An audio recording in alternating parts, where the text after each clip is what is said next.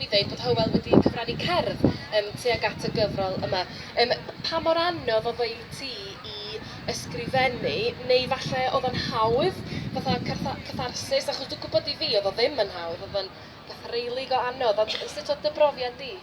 Ie, dwi'n meddwl bod ma' 'na gerdd yn y gyfrol, a nath y gerdd ddod yn eitha hawdd, oherwydd dwi wedi arfer sgwennu cerddi am lawer iawn o bynciau amrywiol felly.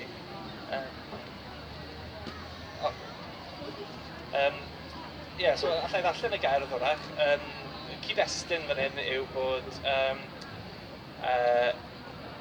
Dan Allen sôn am iselder ar ôl geni, ac yn syth ar ôl geni lleugydd plentyn cyntaf, oedd 'na lifogydd mawr yn Hal y Bont, felly dyna'r cefndir i'r gerdd yma. Felly allai ddarllen hon falle.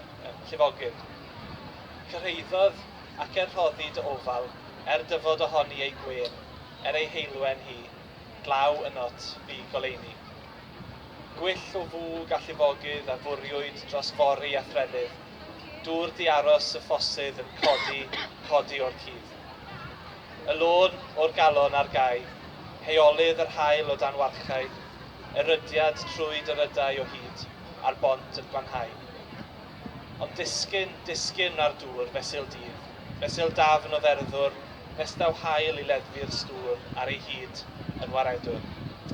O foddi rhaid cyfaddef ar y sgiw ac ar sgwâr y pentref, nes bod gwaddod y goddef yn dwyn gwraidd i goeden gref. Felly,